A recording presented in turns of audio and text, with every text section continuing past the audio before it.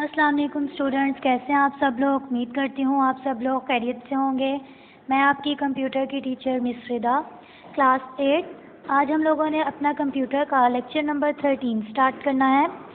Lecture number 13 के अंदर हमारा जो यूनिट नंबर 1 था, जिसका नेम था नेटवर्क्स एंड कम्युनिकेशंस, उसके बारे में थोड़ी सी डिटेल से डिस्कशन करेंगे।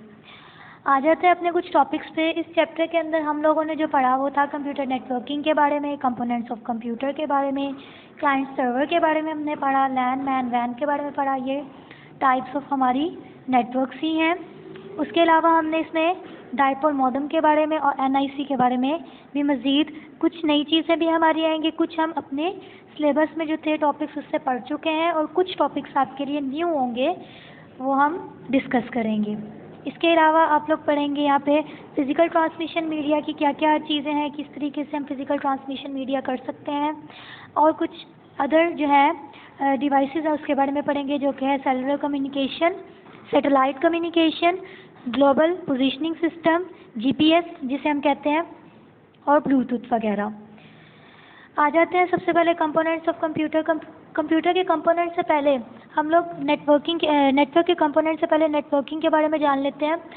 नेटवर्किंग किस लिए यूज़ की जाती है? नेटवर्किंग जब कोई दो डिवाइसेस को, या आपने किसी भी कंप्यूटर नेटवर्किंग के बारे में कह रही हूँ, जो सिंपल नेटवर्क होता है वो आपको दो चीज़ों को कनेक्ट करने के लिए यूज़ किया जाता है। सिंपल जो नेटवर्क होता है वो दो चीज़ों को आपस में कनेक्ट करता है। वो दो से ज़्यादा भी हो सकती हैं। जब ज़्यादा चीज़ों को कनेक्ट किया जाए तो वो एक कंप्लीट नेटवर्क बनता है। कंप्यूटर सिस्टम जो है अब डिफरेंट तरीके से कनेक्ट किया जा सकता है। जैसे कि यहाँ पे सबसे बड़ी एग्जांपल हमारी क्या है? इंटरनेट की है। इंटरनेट से सारी डिवाइसेस आपस में कनेक्ट होती हैं। एक कंप्यूटर दूसरे से ऑलरेडी कनेक्ट है।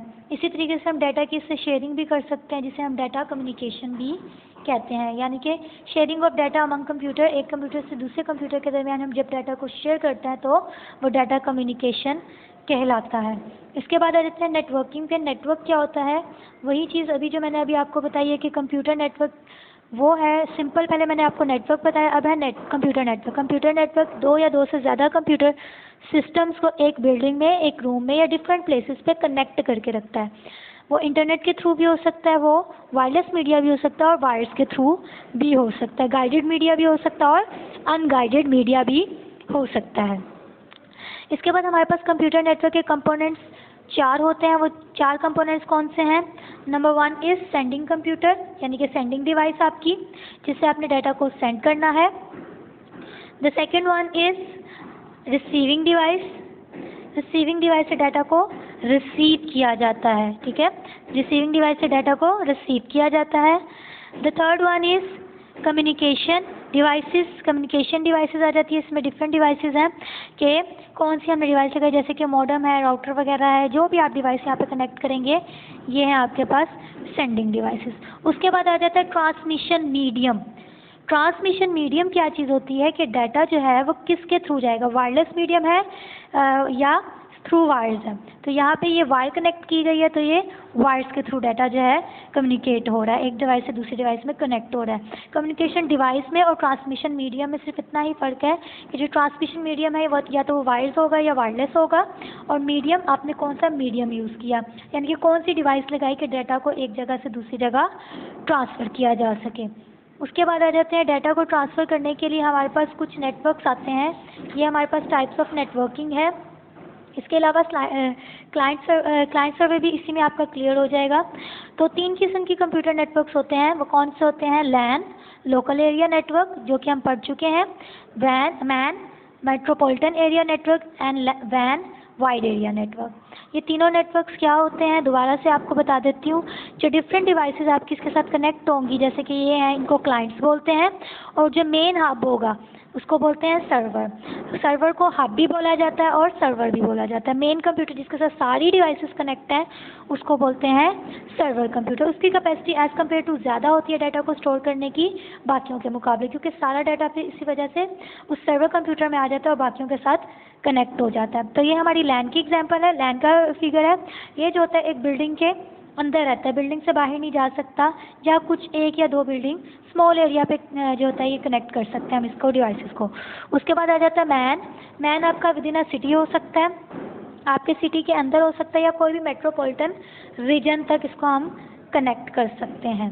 जैसे कि यहाँ पे आप देख सकते हैं हेड ऑफिस को बाकी सब ऑफिस से कनेक्ट किया। सब ऑफिस होते हैं उसके सब डिवीजन्स, यानी कि उसके छोटे फ्रेंचाइजीज वगैरह। उसके बाद है हमारे पास वैन। वैन होता है वाइड एरिया नेटवर्क, ये लार्ज एरिया कंप्यूटर नेटवर्क होता है।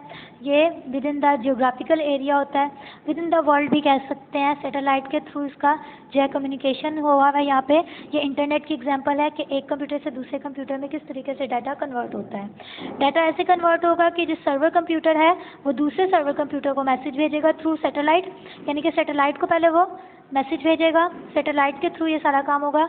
एक सर्वर कंप्यूटर जो सेंडिंग डिवाइस है वो सैटेलाइट को मैसेज भेजेगी, देन वो अगले सैटेलाइट जो है वो अगली जो है सर्वर कंप्यूटर को मैसेज भेजेगी, और जिस कंप्यूटर को मैसेज कन्वे करना होगा उस कंप्यूटर को मैसेज कन्वे कर दिया जाएगा। इसी तरीके जो सेंडिंग डिवाइस का सर्वर कंप्यूटर है वो भी कंप्यूटर से पहले डाटा रिसीव करेगा, देन उसको सेंड करेगा। उसके बाद आ जाते हैं डाइपोल मॉडम। अब डाइपोल मॉडम क्या चीज़ है, ये हमारे लिए एक नया टॉपिक है, ये हमने पहले डिस्कस बिल्कुल भी नहीं किया हुआ। ये हमारी कम्युनिकेशन डिवाइस की एक डिवाइस है। कम्युनिकेशन डिवाइस में इसका जो है लिंक आता है। कम्युनिकेशन डिवाइस है हमारी डाइपोल मॉडम। मॉडम मेनली क्या है, इसका जो है दो वर्ड से मिलके बना है ये, मो और डैम। मो mean modulation and D mean demodulation. इससे क्या होता है, जो इंफॉर्मेशन को एक्सचेंज किया जाता है एक डिवाइस से दूसरी डिवाइस में। यहाँ पे जो काम है, जो मॉडम का काम है, वो एक डिवाइस से दूसरी डिवाइस में डाटा को कन्वर्ट करती है। इन शॉर्ट मॉडम जो काम करता है, मॉड्यूलेशन जो करता है, वो क्या करता है, डिजिटल टू एनालॉग करता है डाटा को convert, digital to analogue data को कन्वर्ट करता है। इसी तरीके से जो आपके पास डीमॉड्यूलेशन है, वो अगेन जो मॉड्यूलेशन का डाटा था वो एनालॉग टू डिजिटल में कन्वर्ट कर देगा, क्योंकि जब डाटा कंप्यूटर को दिया जाता है वो एनालॉग फॉर्म में दिया जाता है, और कंप्यूटर के अंदर डाटा जब स्टोर होता है तो वो डिजिटल फॉर्म में होता है। डिजिटल फॉर्म से डाटा द्वारा एनालॉग में होता है, देन ये सारा इनका प्रोसेस चलता रहता है। मॉडम जो एनालॉग डाटा को पहले डिजिटल डाटा में कन्वर्ट करेगा, देन आफ्टर प्रोसेसिंग जब आंसर देगा तो वो दोबारा एनालॉग में ही देगा आपके आंसर को, क्योंकि कंप्यूटर में जब डाटा स्टोर होगा तो वो डिजिटल फॉर्म में होगा। डिजिटल सिग्नल्स जो होते हैं वो डिस्क्रीट सिग्नल्स होते हैं, वो रुक रुक के चलते हैं, जैसे कि 0 1।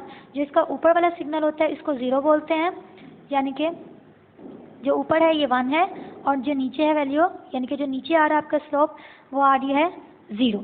इसी तरीके से 1 0 1 0 चलता जाएगा। और एनालॉग होता है वो कंटिन्यूस होता है, वो कहीं पे रुकता नहीं है, डिजिटल रुक रुक के चलता है। तो ये था क्लास हमारा आज का लेक्चर। उम्मीद करती हूँ आपको अच्छे से समझ आ गया होगा। अगर किसी चीज़ की समझ नहीं आई तो आप इस वीडियो को बार बार देखें ताकि आपको अच्छे से समझ आ जाए।